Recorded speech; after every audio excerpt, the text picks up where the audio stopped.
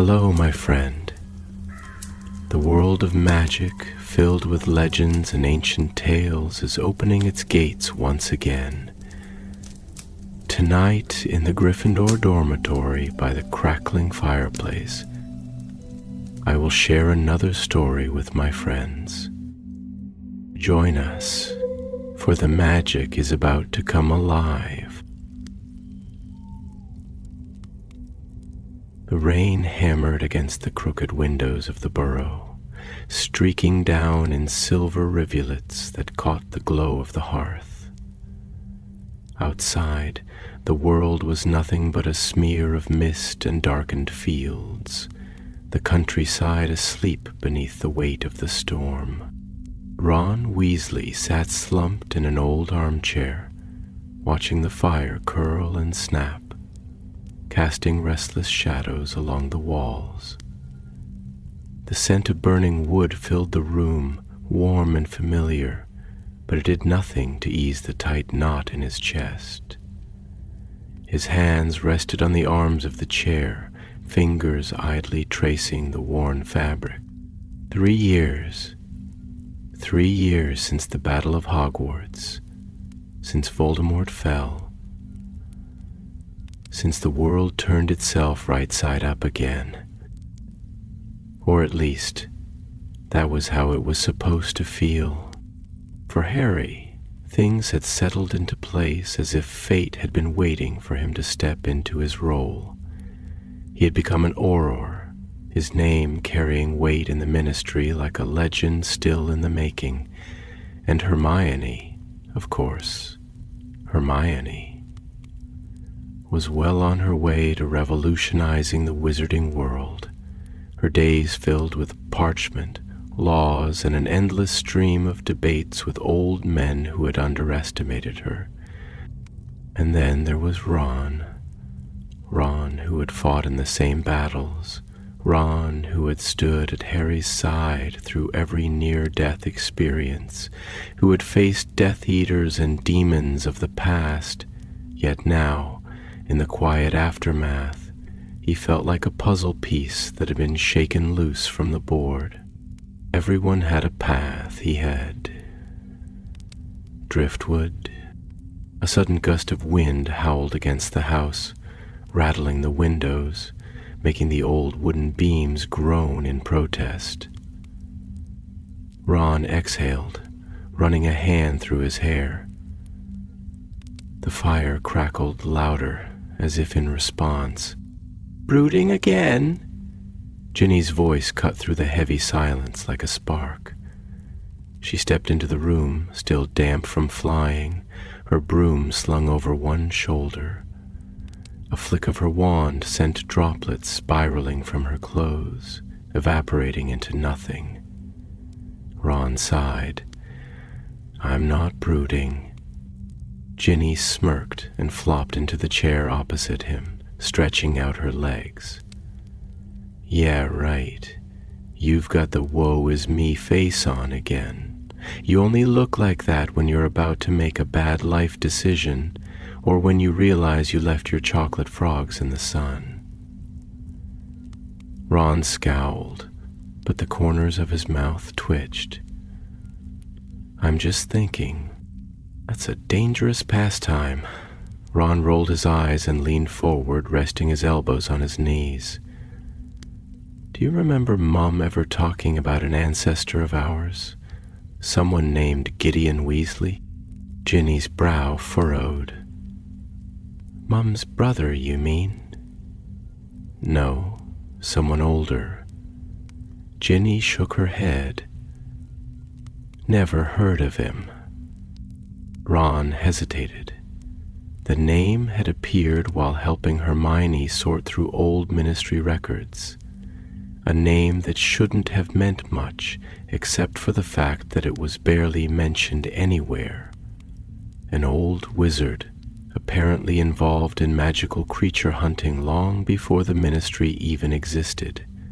A Weasley who should have been woven into their family history, but instead lingered like a ghost at the edges. "You found something, didn't you?" Ginny asked, watching him closely. Ron exhaled sharply. I don't know, maybe it's just weird. Ginny tilted her head. Weird how? Ron shrugged. It's like he was important, but no one ever talks about him, like he just vanished. Ginny leaned back, crossing her arms. Maybe there's a reason no one talks about him. That thought stayed with Ron long after Ginny had gone to bed, long after the fire had burned low and the rain had turned into a soft drizzle. Later that night, when the burrow was silent save for the distant creak of settling wood, Ron found himself standing at the entrance to the attic.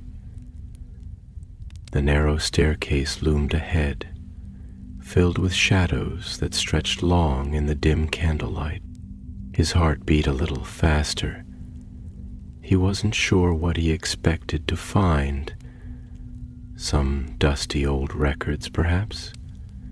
A few forgotten books, but something inside him whispered that there was more. Something waiting in the quiet, something that had been left behind for him to uncover. Slowly, he pushed the door open. The attic was a maze of relics from the past. Old trunks, piles of books, broken furniture stacked haphazardly against the walls.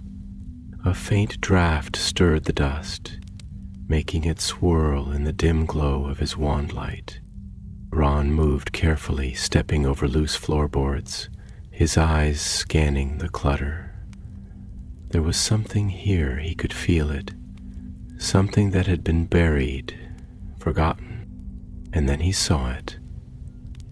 A small wooden box, half buried beneath an old set of robes. Its surface was worn smooth, its edges darkened with age. Carefully, Ron pulled it free, brushing off years of dust. The latch was rusted, but it gave way with a soft click. Inside, nestled against faded velvet, was an amulet. It was heavy, solid in his palm, its surface marked with runes he didn't recognize. A faint warmth pulsed from it, like the last ember of a dying fire. A folded piece of parchment lay beside it. Ron picked it up, carefully unfolding the brittle paper. The ink was faded, but he could still make out the words. Gideon Weasley, protector of Rothfarley, the amulet is bound to blood.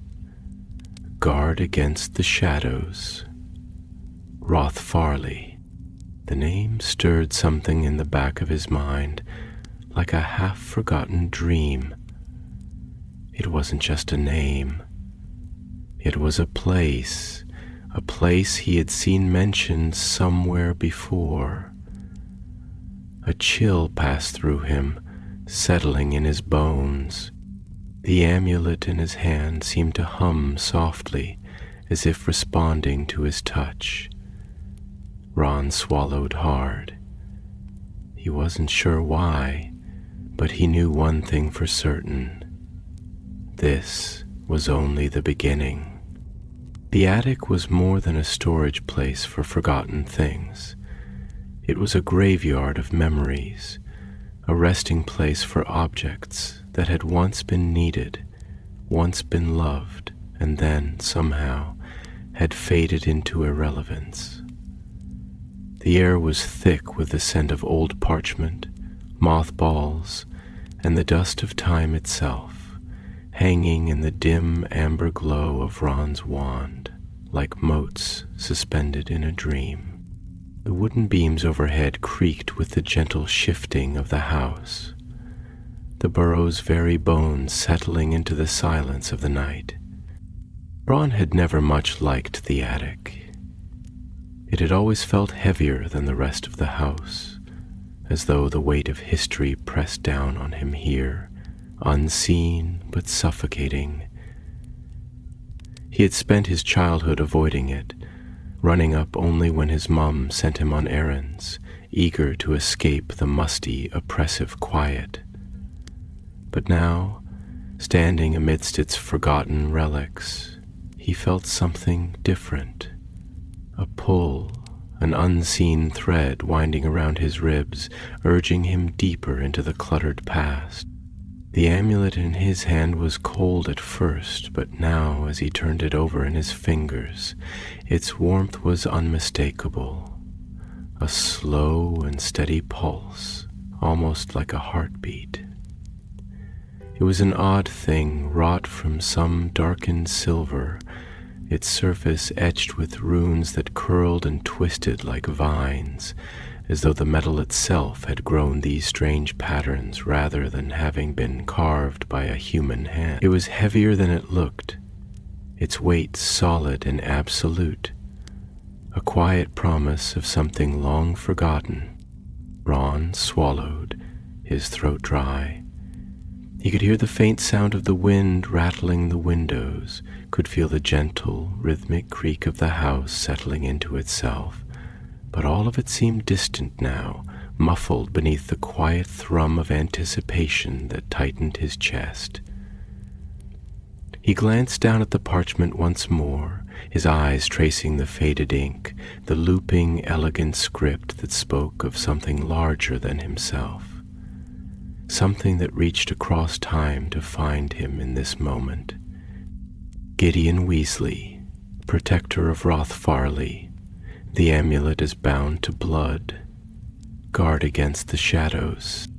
His mouth was dry as he murmured the name under his breath, as though saying it aloud would make it real, as though it would pull something from the past into the present. Rothfarley. The word felt strange on his tongue, old, unfamiliar. Yet there was something about it, something that sat in the back of his mind like a word on the tip of his tongue, something half remembered. He exhaled sharply, running a hand through his hair, the weight of the moment settling onto his shoulders. He wasn't sure why, but the thought of Gideon Weasley, the thought of this ancestor lost and buried in time, made something stir inside him, something he hadn't wanted to acknowledge. What would it be like, he wondered, to be forgotten, to have lived, fought, struggled, and then, centuries later, to be nothing more than a name on a faded piece of parchment? No stories, no legacy, just whispers in an attic, waiting for someone to stumble across them. He swallowed hard.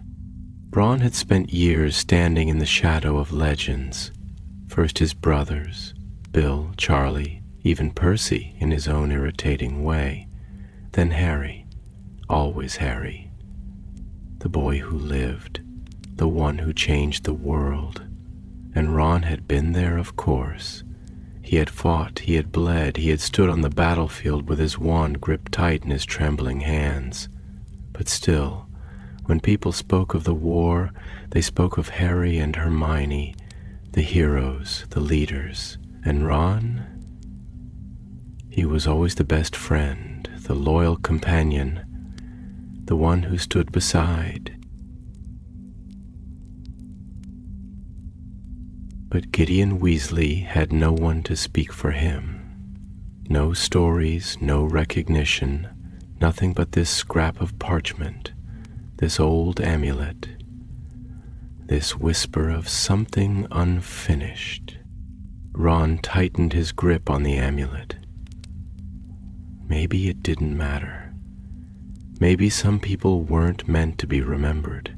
Maybe some lives just faded into the folds of history, and that was that. But something about that thought made his stomach turn, made his fingers curl tighter around the pendant as if holding it would stop that same fate from claiming him, too. The attic suddenly felt too small, the walls pressing in, the air thick and unmoving. He needed to get out. He needed answers. With one last glance around the room, he slipped the amulet into his pocket, folded the parchment carefully, and made his way down the creaking stairs. The burrow was quiet, the kind of quiet that only settled in deep at night, when the house itself seemed to breathe in slow, steady rhythms. The distant hoot of an owl, the only sound beyond the soft crackling of the fire. Shadows stretched long across the walls, their flickering shapes dancing with the golden light of the dying embers. Ginny was still awake. She sat at the kitchen table, her legs propped up on another chair, a steaming cup of tea resting between her hands. Her hair, still damp from flying, fell in loose waves over her shoulders, and her eyes, sharp as ever, flicked up to him the moment he stepped into the room. "You look like you've seen a ghost," she said, raising an eyebrow. Ron hesitated for only a second before sitting across from her. "Maybe I have." Ginny's expression didn't change, but there was something in her gaze, something knowing, something patient, that made Ron feel like she could already see whatever was churning inside him. He exhaled slowly, running a hand over his face. "I found something," he said, and his voice was quieter than he meant it to be, as though speaking too loud might make the moment shatter. "Something about an old ancestor of ours, Gideon Weasley. Ever heard of him?" Ginny frowned, taking a slow sip of tea. "No? Should I have?" Ron shook his head. "No one has. That's the thing. He was important, really important. Some kind of magical creature hunter.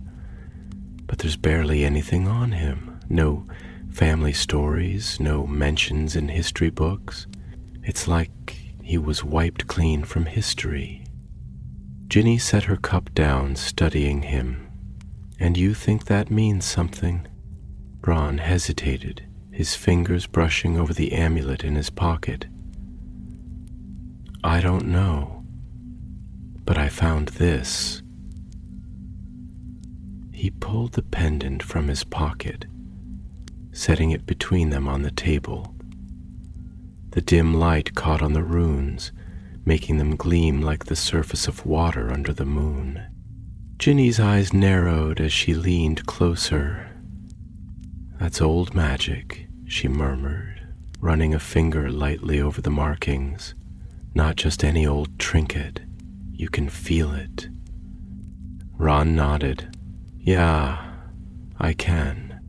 Ginny sat back, considering him. Then, after a long moment, she said, "So, what are you going to do about it?" Ron swallowed. He hadn't thought that far ahead, but now, sitting in the dim glow of the kitchen, feeling the weight of the amulet in his hands, the only answer that made sense was the one that had been growing inside him since the moment he found it. "I'm going to find out who he was," Ron said. And for the first time in a long time he felt it, the pull of something bigger than himself, something waiting in the dark, something that whispered of unfinished legacies and shadows left unguarded. And this time he wouldn't stand in the background. This time he would find the truth. The fire in the kitchen hearth had burned low, reduced to nothing more than a slow, pulsing glow that illuminated the worn wooden floor and the scuffed edges of the old table where Ron and Ginny sat. Shadows stretched long and thin across the stone walls, flickering with each small gust of wind that slipped through the cracks in the burrow's old bones, making the house sigh softly in its sleep. The warm scent of tea still lingered in the air, mingling with the faint, comforting aroma of the damp earth outside, where the rain had slowed to a gentle, rhythmic drizzle. The world outside was hushed, settled into the deep, still quiet of the hours before dawn, where even the stars seemed to keep their voices low. Ron sat back in his chair, staring down at the amulet that lay between them, his fingers absently tracing the wooden grain of the table, feeling the rough imperfections beneath his touch. The pendant's surface gleamed faintly in the dim light, its ancient runes catching the glow and twisting in ways that almost seemed alive, shifting subtly as though whispering something too soft for the human ear to catch. He could still feel its warmth against his fingertips, that steady pulse, like something breathing.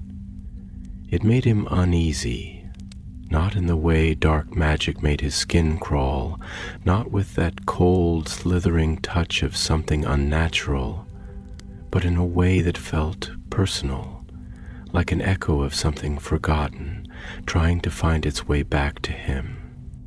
Ginny exhaled slowly, stretching out her legs, the old chair beneath her creaking as she leaned forward, propping her elbows on the table and watching him carefully.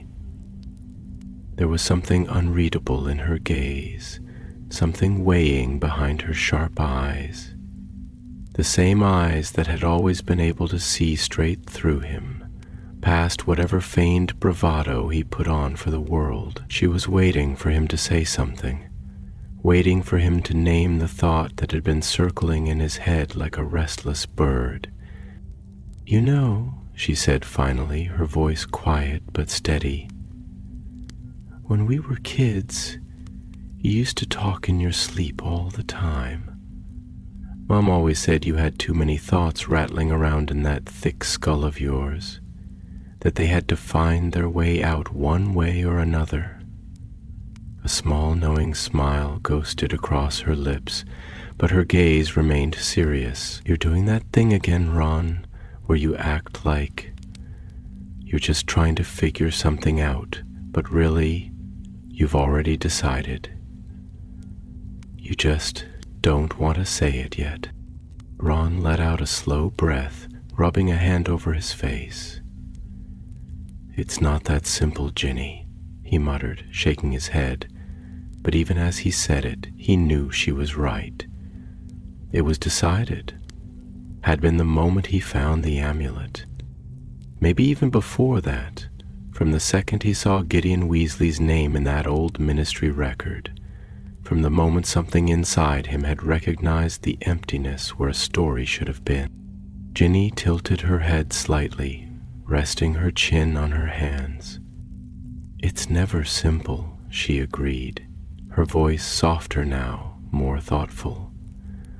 "But I don't think this is just about some long-dead ancestor, is it? If it was just that, if it was just about history, you'd be bringing this to Hermione, letting her bury herself in research while you sat back and waited for the answers to come to you. But you're not doing that. You're feeling this, aren't you? Like it's something you're supposed to find." Ron hesitated, his fingers tightening around the edge of the table. "I don't know," he admitted, and it was the truth, or at least the closest thing to it. "It's stupid, isn't it? I mean, why should it matter? It's not like I even knew the bloke, but when I found his name, it was like something pulled at me, like this itch I can't scratch, like there's this whole part of the story that's missing, and I need to know why." Ginny didn't look away, didn't try to brush it off or tell him he was being dramatic. She just listened, and that, more than anything, made something inside Ron settle just a little. "It's not stupid," she said after a moment. "Sometimes things call to us for a reason, and maybe it's because there's something in his story that's connected to yours." Ron scoffed, though there wasn't much conviction behind it. "What do you think? I've got some great heroic bloodline no one ever told me about? The Weasley name's hardly carved into legend, Ginny. We're known for having too many kids and not enough money." Ginny smirked. "Maybe," she allowed, "but that doesn't mean there aren't stories we've lost. And besides, heroic bloodline or not, that's not really what this is about, is it? It's about you, Ron. It's about the fact that for once you've found a story that isn't about Harry or Hermione or anyone else. It's yours, and you don't want to let it go." Ron swallowed. There it was, the thing he hadn't been able to say out loud. He had spent so much of his life standing next to giants, next to Harry, next to Dumbledore, next to Hermione's boundless brilliance. He had been part of something bigger, part of something important, and he had played his role well. But now the dust had settled, and everyone had found their place. Everyone had stepped forward into the next great chapter of their lives. And Ron had found himself standing still. Ginny leaned back, her expression softening. "You want to do this," she said simply. "And I think you should do this. Not because of family obligations or any of that rubbish, but because it's calling to you, and if you don't follow it, you'll always wonder." Ron was quiet for a long moment, listening to the slow creak of the old house, to the distant hoot of an owl outside. Finally, he nodded. "I'm going to Rothfardly," he said, the words settling in his chest like a weight that, strangely, didn't feel like a burden, but like something that had always been there, waiting to be acknowledged. Ginny smiled, but it was more than that. It was approval. It was understanding. "Good," she said, finishing her tea in one slow sip. "Then I guess you better get some sleep. You've got a journey ahead of you, big brother." Ron looked down at the amulet one last time, feeling the weight of it, the warmth, the quiet pull of something just beyond his reach. And for the first time in a long time, he felt it, an ember of something his, something unshared, something waiting to be found, and he was going to find it. No matter what waited for him in the shadows. The burrow had always been a place of warmth, a haven built from mismatched bricks and well-worn wood, layered with the scent of old parchment and fresh bread, the sound of laughter and scolding, the hum of life that never truly went still. Even in the dead of night, when the world outside lay quiet beneath the weight of its own slumber, the house breathed. It shifted and sighed, the old beams groaning under the weight of generations, the echoes of memories slipping between the floorboards, lingering in the very foundation. Ron had grown up surrounded by this living, breathing thing, had known every creak in the floor, every dip in the wooden stairs, every secret pocket of silence where he could hide from his mother's sharp gaze when he had nicked a biscuit before dinner. The burrow had been a constant, a certainty, even when the world outside turned upside down. But now, as he stood at his bedroom window staring out at the inky stretch of countryside, he felt like a stranger inside its walls. The rain had stopped, but the sky remained heavy, thick with the weight of retreating storm clouds, their bellies dark and swollen, still clinging to the promise of another downpour. A thin mist curled over the fields, moving like something alive, stretching tendrils over the tall grass, breathing through the gnarled branches of the orchard. The trees stood still, their leaves slick with rain, their limbs weighed down by the remnants of the storm. In the distance, the hills sloped lazily, dark silhouettes against a sky where only the faintest traces of starlight peeked through. Ron's fingers tightened around the amulet where it hung from its chain, the weight of it pressing against his palm, warm and solid, like something alive. The runes on its surface, though ancient and worn, seemed to shift when caught in the flickering candlelight, the edges curling and twisting, their shapes never quite settling into something still. He turned it over slowly, running his thumb over the grooves, feeling the whispers of magic humming just beneath the surface. A name, a place, a mystery buried in time. And yet, it was more than that, wasn't it? It wasn't just about the amulet. It wasn't even just about Gideon Weasley. It was about something deeper, something unnamed, something that had been sitting inside him for years, waiting to be spoken. The thought festered, twisting its way through his ribs like a creeping vine, thick and tangled. What if this was all he would ever be?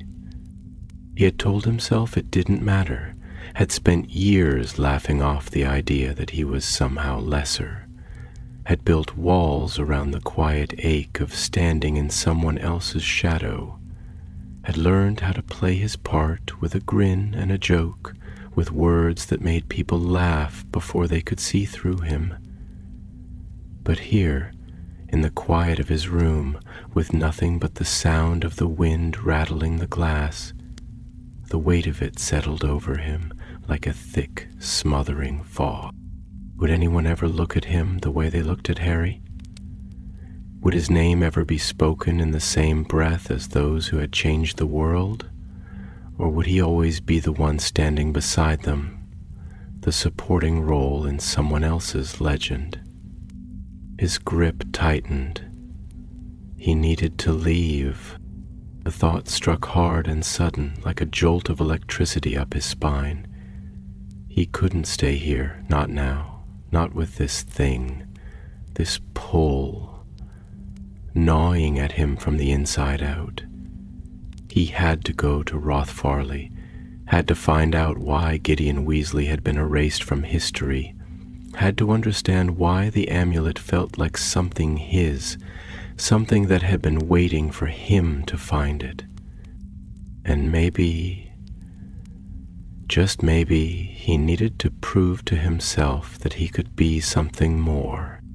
The wind howled through the trees, shaking the branches with a force that sent leaves skittering against the window pane, tapping like restless fingers against the glass. The candle on his desk flickered violently, its flame bending and twisting, as if the room itself could feel the decision settling into his bones. He turned from the window, crossing the room in quick, silent steps, yanking his rucksack from where it hung on the chair. His hands moved on instinct, grabbing clothes, shoving them inside without thinking, without hesitation. His wand, his cloak, a few galleons from the drawer, and then, last of all, the amulet, which he slipped over his head, tucking it beneath his shirt, where it lay heavy against his chest. The house was still as he moved through the narrow halls, stepping lightly over the creaky floorboards, keeping his breath slow and measured, listening for any sign of movement. He passed Ginny's door, pausing only for a second, but there was no sound from within. She had given him her blessing in the way only Ginny could, with sharp words and knowing eyes, but still he hesitated. He would tell her later. He made his way downstairs, each step careful, each shadow stretching long across the wooden floor.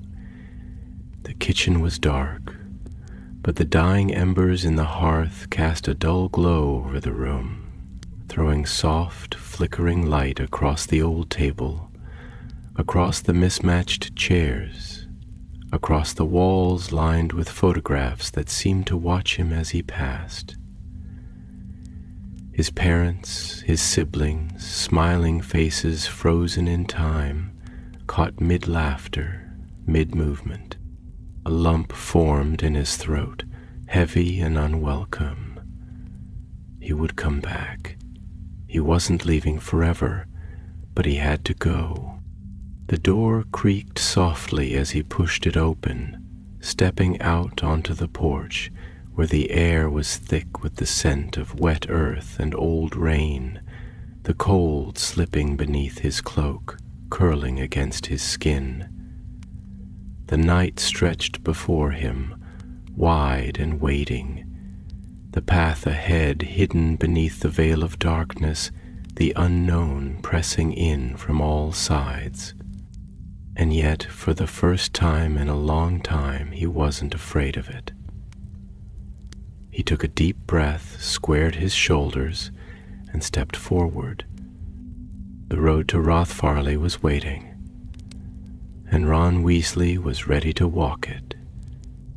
The night stretched vast and unbroken before him, a sea of darkness woven with threads of silver where the moonlight bled through the tattered clouds.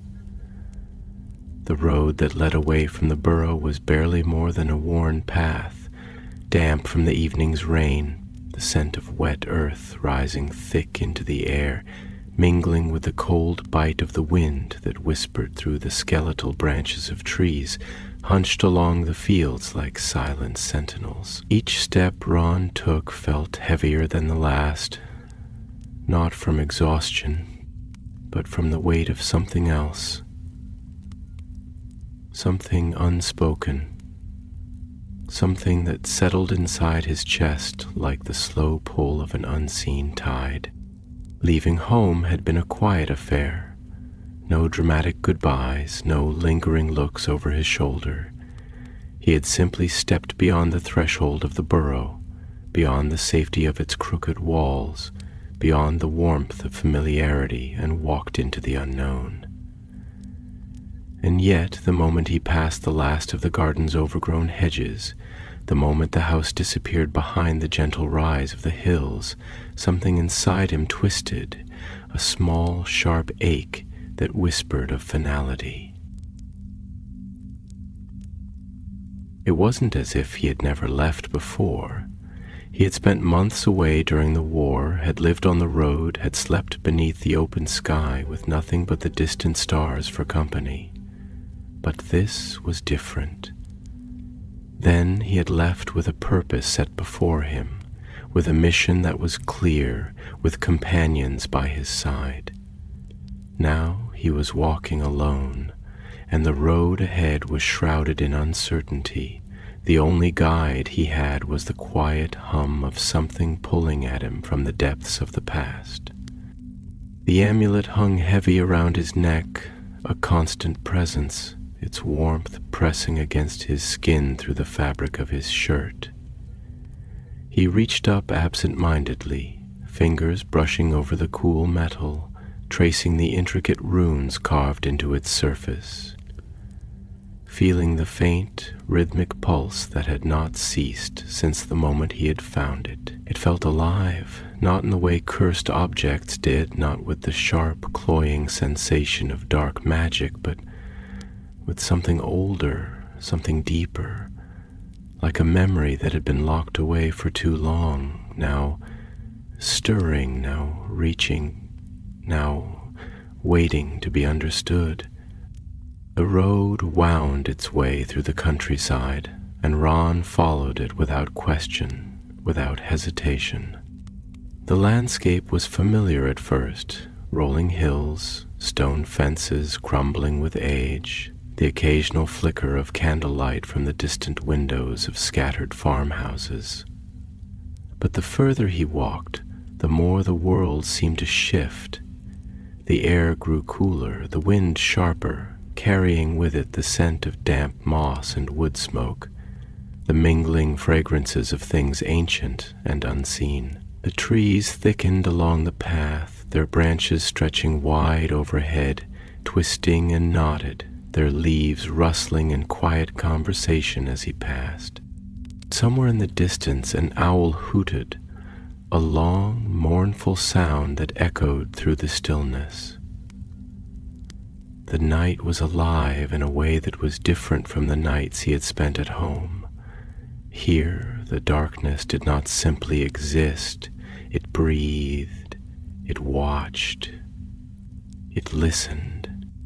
Ron exhaled slowly, pressing forward. Roth Farley was not far. It was near dawn when he reached the village.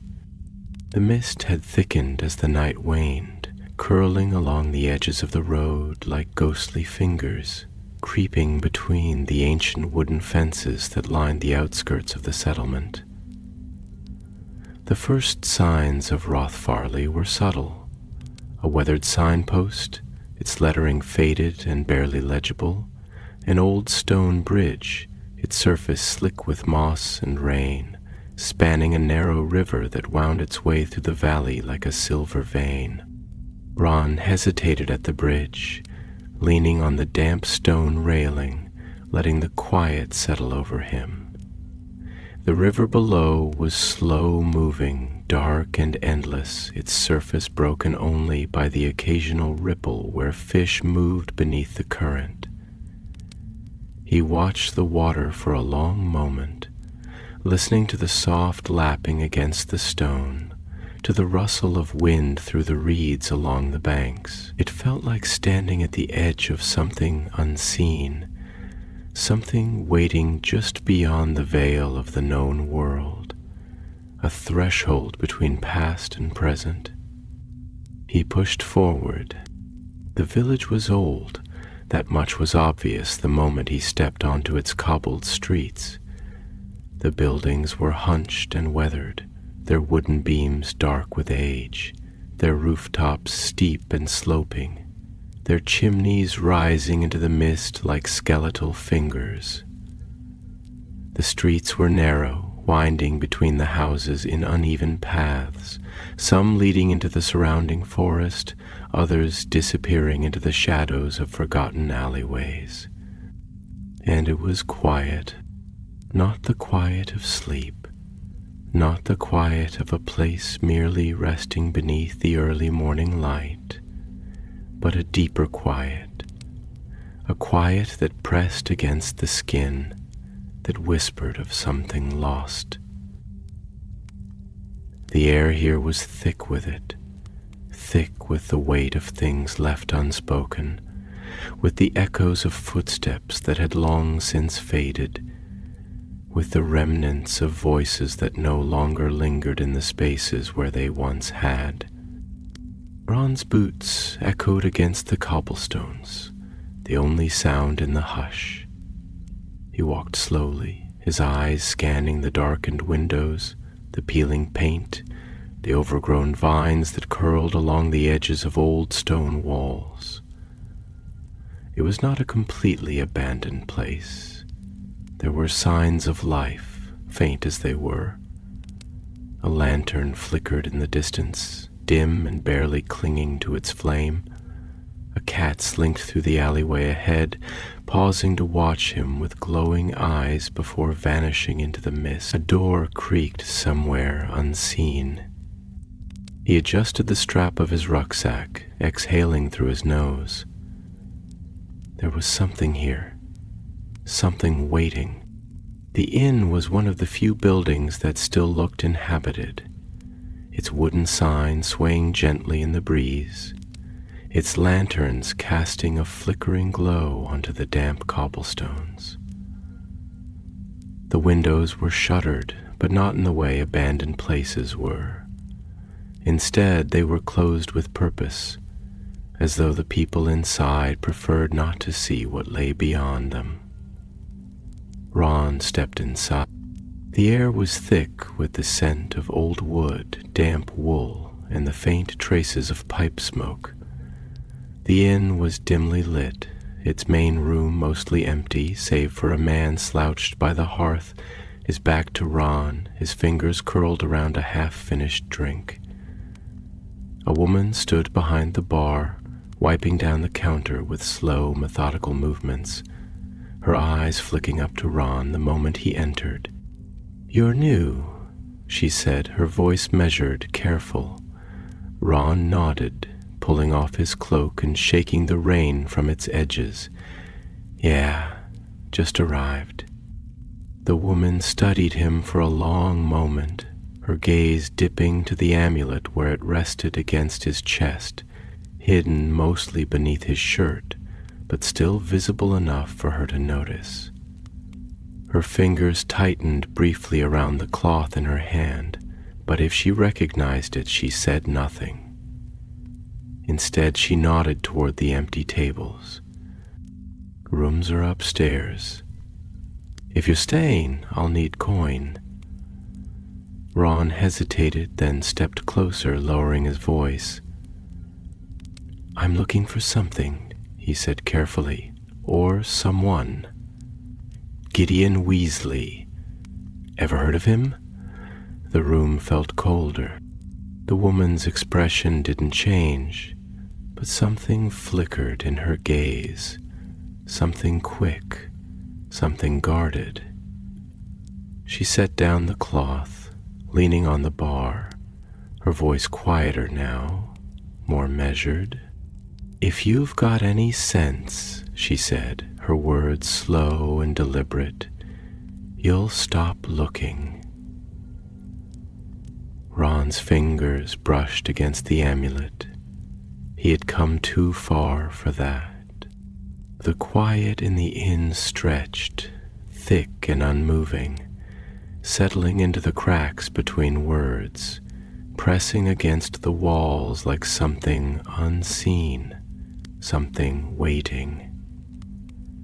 The only sound was the low crackling of the fire, its amber glow barely reaching the corners of the dimly lit room, its light flickering against the uneven wood of the walls, casting shifting shadows that seemed almost alive. The woman behind the bar, stern-faced, her features drawn with a kind of tiredness that didn't come from a long day's work but from carrying the weight of something unseen, something unspoken, did not move.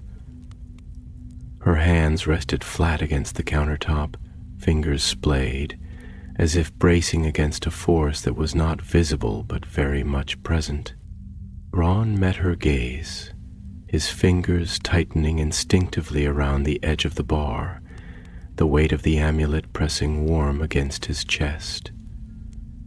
The warning in her voice had been unmistakable, not just caution, but something else, something heavier, laced with the kind of quiet fear that only settled in places where too many things had been buried, where too many stories had been left to rot in the dark. He knew that look, had seen it before in people who had survived war, in those who had learned that some questions should never be asked, that some truths were better left alone. But Ron had spent his whole life being the one who stood back while others made the discoveries, the one who let others take the lead, the one who swallowed his own doubts while those around him shaped the world. "Not this time. I've come too far to stop looking now," he said finally, his voice quieter than before but no less firm, the words settling into the space between them like stones dropped into still water, creating ripples that could not be undone.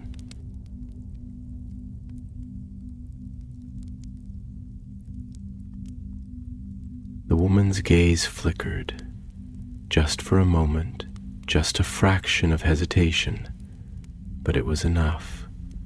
She knew something, and more than that, she felt something. Whether it was fear, guilt, or something else entirely, Ron couldn't tell.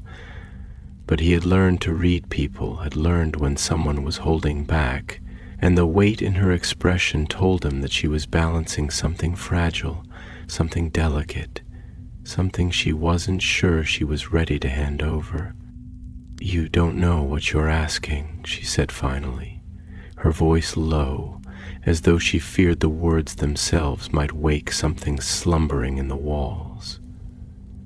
"This place, Rothfarley, people don't come here to look for things. They come here to forget. They come here to disappear. You're the first outsider I've seen in years asking about the past, and that makes you dangerous." Ron let out a slow breath, his fingers grazing over the wood of the bar, feeling the grooves, the imperfections, the history written in something as simple as an old countertop. He thought about what she said, about the weight of those words. People don't come here to look for things. There was a reason why Rothfarley had faded, why it had slipped through the cracks of history like water through cupped hands. This was not just a forgotten village. It was a place meant to be forgotten. "But why? I don't want to cause trouble," he said, though he knew deep down that was only half true. "I just need to understand why his name has been erased, why there's nothing about him except a whisper. I need to know what happened here." The woman exhaled sharply, rubbing her hands over her face, a gesture not of frustration but of resignation, of someone who had been waiting for this moment even if they didn't know it. She turned, reached for a bottle behind the bar and poured herself a drink, the dark liquid catching the light as it sloshed in the glass. She didn't drink it. She just held it, rolling it between her fingers, staring at the counter as if looking through it into something beyond.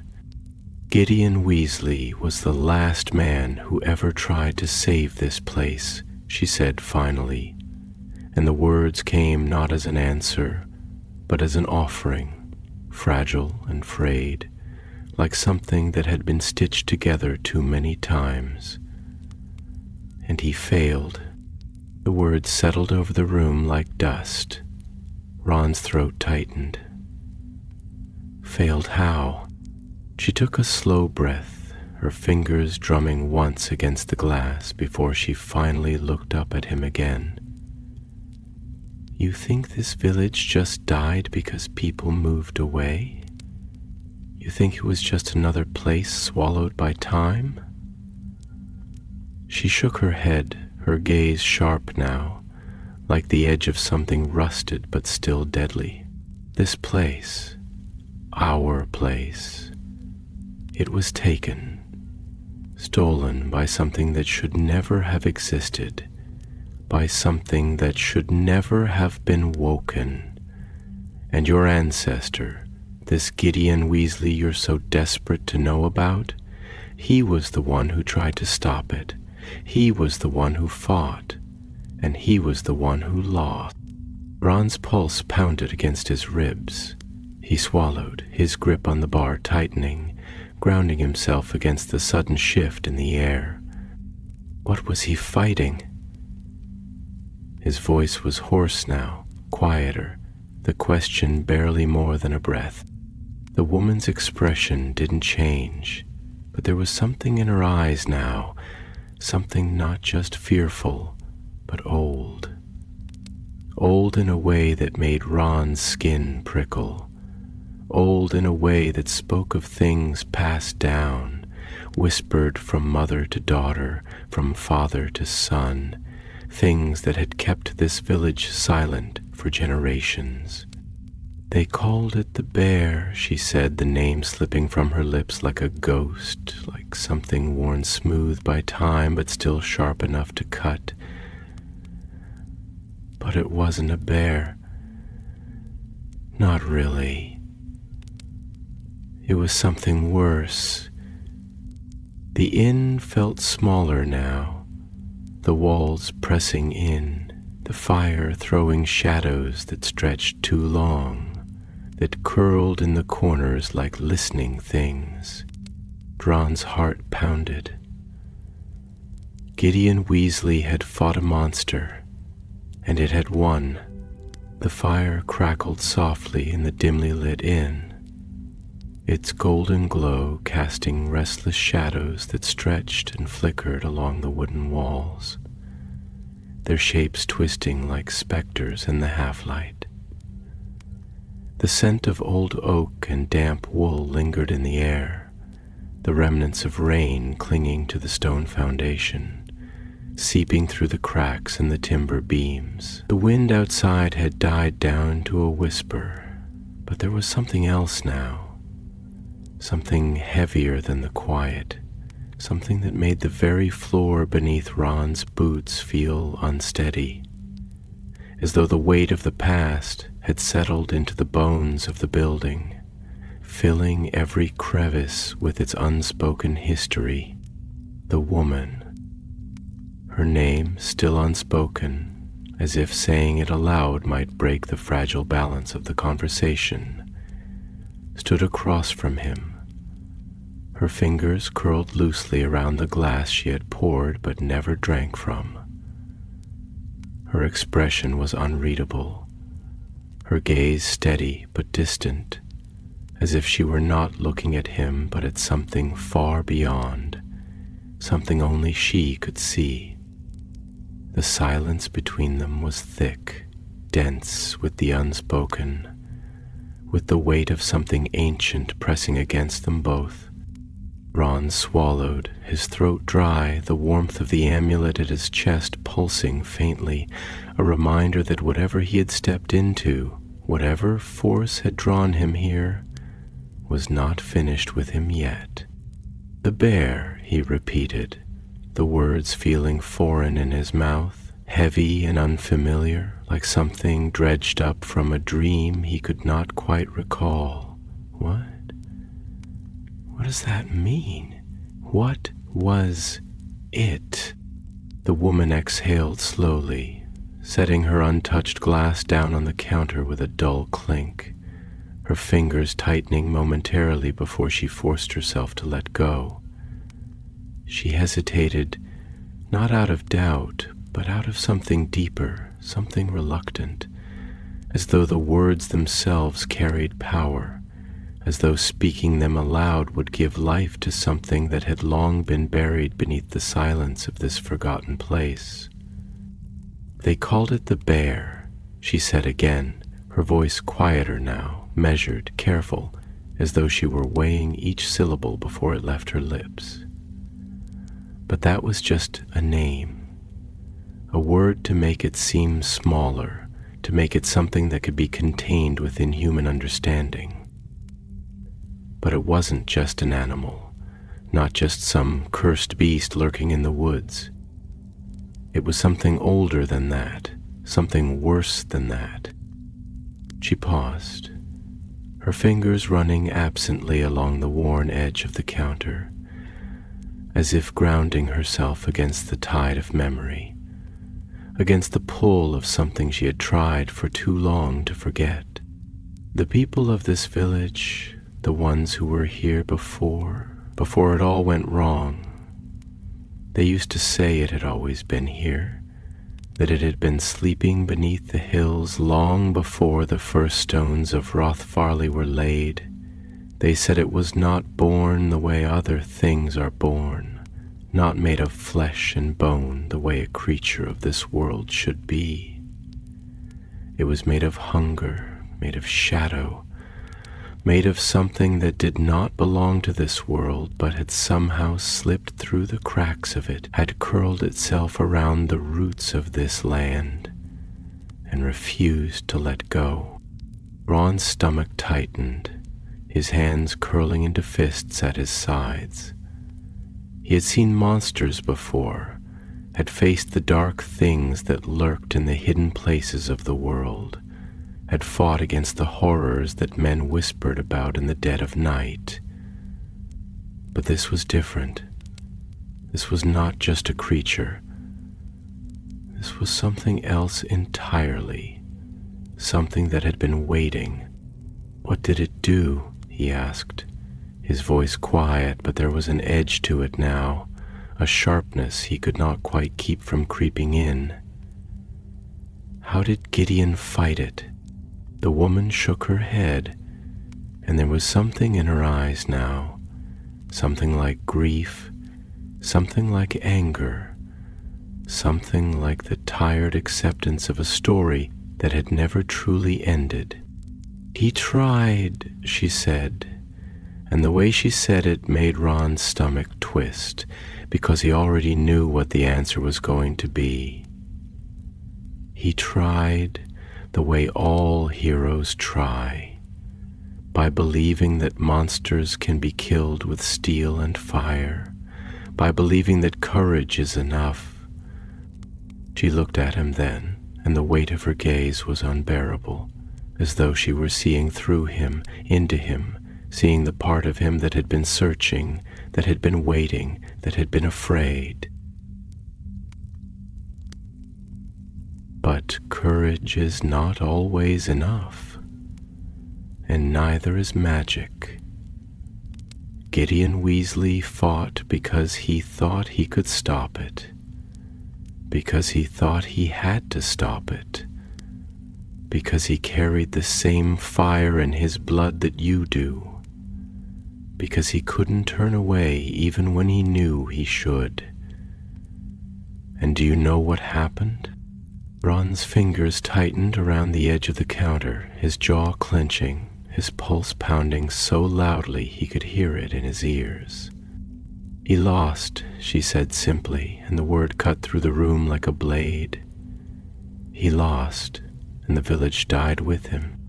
A shudder passed through Ron, though he wasn't sure if it was from the cold or from the words themselves, from the finality of them, from the weight of knowing that whatever he had been looking for was not going to be the story of a hero's triumph, but something far darker, something unfinished. "But then why is it still here?" he asked, and his voice felt distant, like it belonged to someone else. "Why does it still feel like something is here? If Gideon lost, if the village fell, then why does it feel like something is still waiting?" The woman let out a breath that sounded more like a sigh, shaking her head slowly, her gaze flicking toward the window, toward the fog-shrouded streets beyond. "Because some things do not die," she said. "Some things linger." Ron swallowed hard, the weight of her words settling into his bones, into the marrow of him, into the space that had always been searching for something just out of reach. He thought about the amulet around his neck, about the warmth of it, about the way it had felt when he touched it for the first time, like something waking, like something stirring. And suddenly he knew. He was not just here to find answers. He was here because the story was not finished, and whatever had taken Gideon Weasley all those years ago, it was still here, waiting, watching, hungry. The night stretched long and unbroken outside the inn, the fog winding through the narrow streets of Rothfarley like a living thing, curling around the hunched buildings, pressing against their shuttered windows as if seeking a way inside. The mist swallowed the light of the lanterns, reducing them to pale orbs that flickered in the distance like lost stars, their glow dim and uncertain, unable to hold back the darkness that lay thick over the village. The air was heavy with the scent of damp earth and old wood, laced with something else, something older, something that lingered beneath the surface of things, pressing against the skin like an unseen hand. Inside, the fire crackled in the hearth, throwing shifting shadows against the worn wooden walls, but its warmth did little to chase away the cold that had settled into Ron's bones. He sat at the edge of his chair, His fingers curled loosely around the edge of the counter, the weight of the amulet pressing steady and insistent against his chest. The woman across from him, still nameless, still watching him with eyes that seemed to measure the very depths of him, had fallen silent, her gaze distant, lost in something only she could see. Ron swallowed, his throat dry, the weight of her last words settling heavy in his chest. Some things do not die. Some things linger. He could feel it now, the truth of it, pressing against the edges of his thoughts, coiling in the space between heartbeats. The bear was still here. Not in the way a man remains, not in flesh and bone and blood, but in something deeper, something older, something that refused to fade. He had felt it from the moment he stepped into Rothfarley, had sensed it in the way the air seemed too still, in the way the buildings leaned toward one another as if whispering secrets, in the way the very earth seemed to hold its breath. "Tell me what happened," Ron said finally, his voice quieter than before, but firm, unyielding. "Tell me how it ended." The woman exhaled, rubbing a hand over her face, her fingers pressing into her temples, as if trying to ease some unseen weight.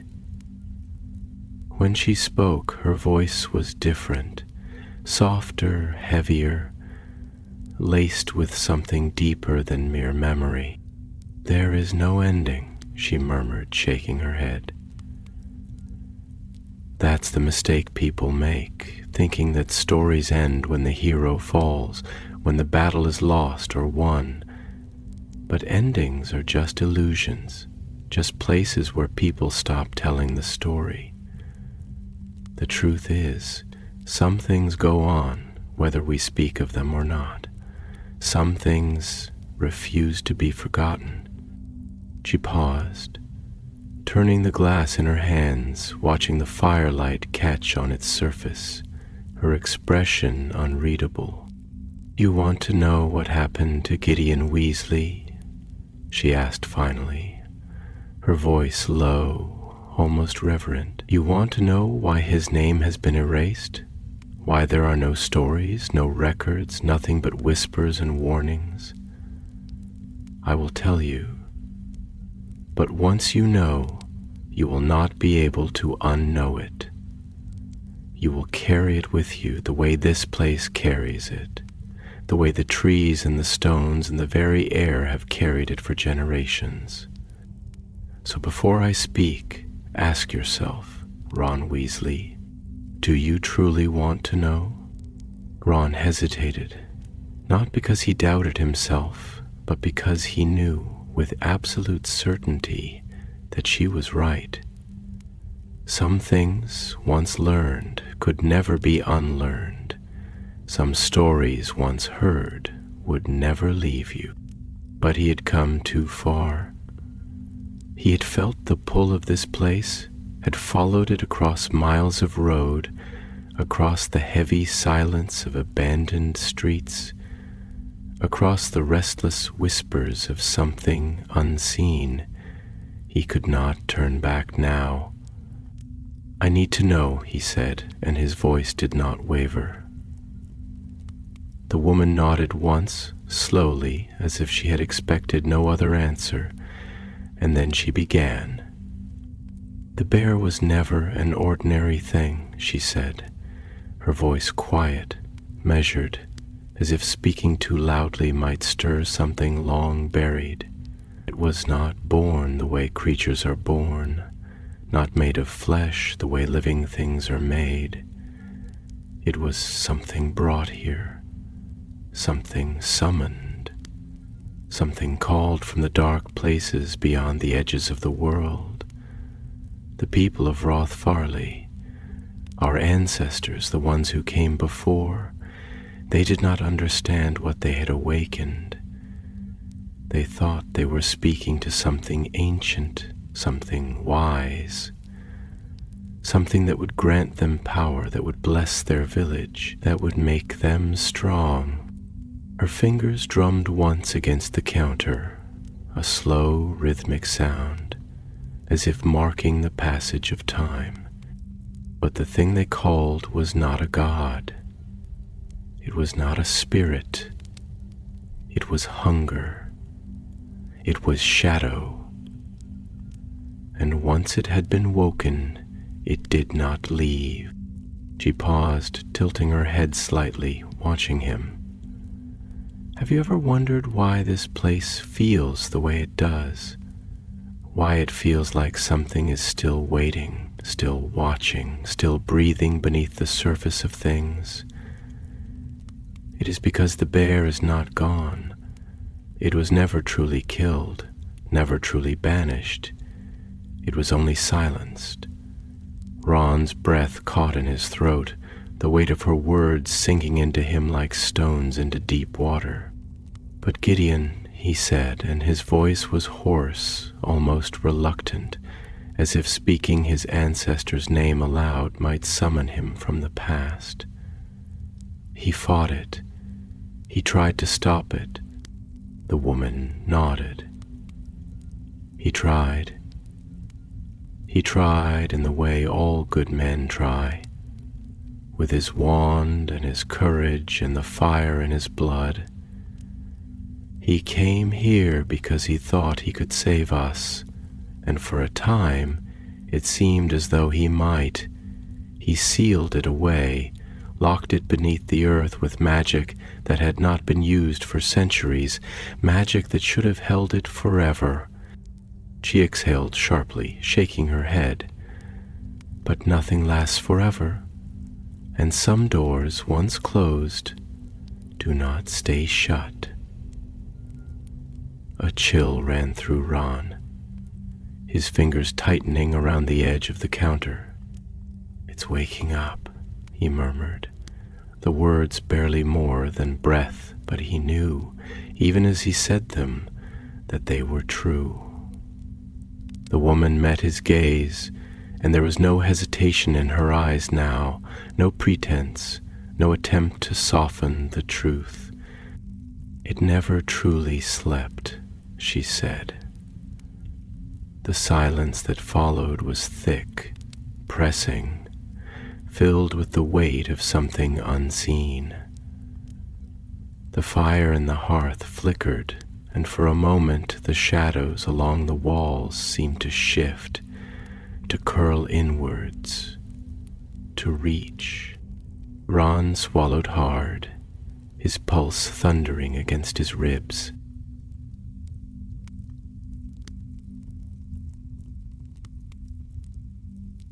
The bear was still here, and it was waiting for him.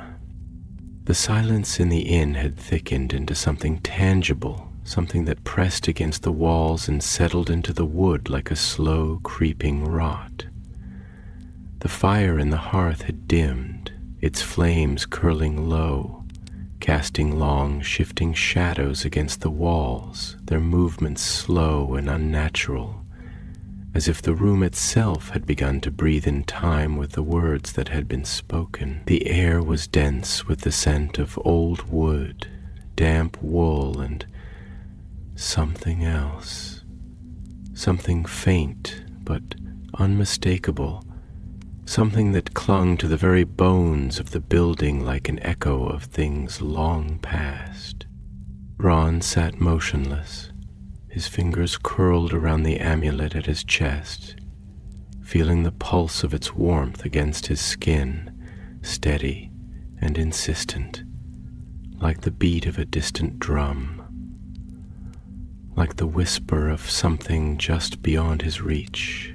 The woman across from him, her name still unspoken, as if names held power, as if to name her would tether her to this story in ways that could not be undone, watched him with steady eyes, her hands resting on the counter as though bracing herself against the weight of what she had revealed.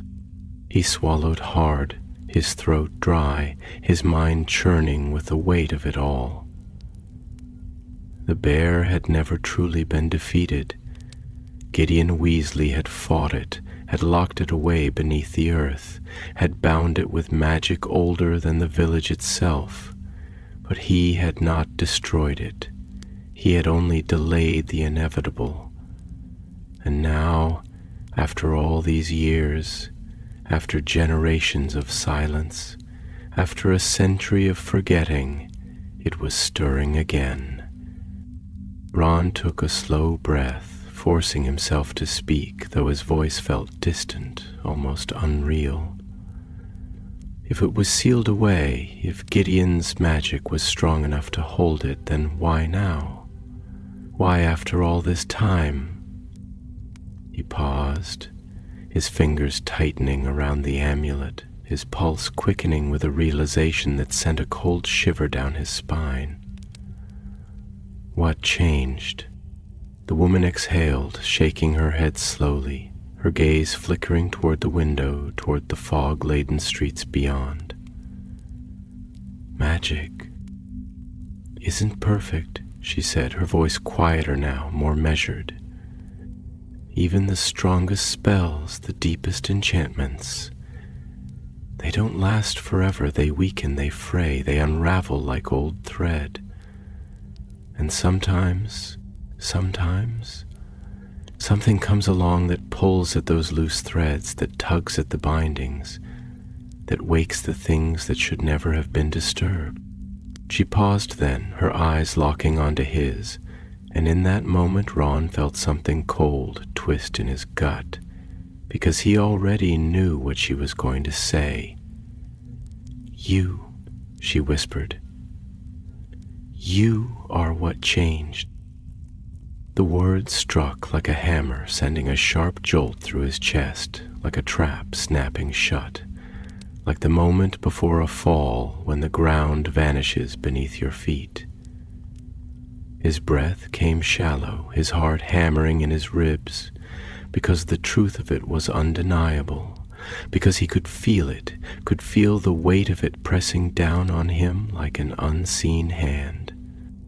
He had felt it from the moment he found the amulet, from the moment he had touched it, from the moment he had spoken Gideon Weasley's name aloud. The pull, the whisper, the sense of something waiting, something reaching. He had not simply come here searching for answers. He had been drawn here. He had been called. The amulet at his chest pulsed again, and this time the warmth of it was stronger, almost burning. The woman's expression was unreadable, but there was something in her eyes now, something like pity, something like sorrow. "Blood calls to blood," she said softly, "and you, Ron Weasley, carry the same fire in your veins that Gideon once did. His magic, his fight, his unfinished battle. It was never just his. It was never just about him. The bloodline that bound him to this place, to this curse, it did not end with him. And now that you are here, now that you have come searching, now that you have spoken the words that had been left unsaid for so long, the bear knows, and it is waking." Ron's fingers curled tighter around the amulet, his knuckles white, his breath shallow. Outside, the wind had picked up again, rattling against the windows, whispering through the cracks in the walls. And for the first time, he realized that the sound was not the howl of the wind alone. There was something else beneath it, something low, something guttural, something that did not belong in the world of men. A shudder passed through him, and he forced himself to stand, his legs feeling heavier than they should, his mind a whirlwind of thoughts, of memories, of possibilities. He had come here looking for Gideon's story, looking for the missing pieces of his family's past, but now he understood. He was not simply an observer of that history. He was a part of it. The village was stirring. The bear was stirring, and he was the one who had woken it.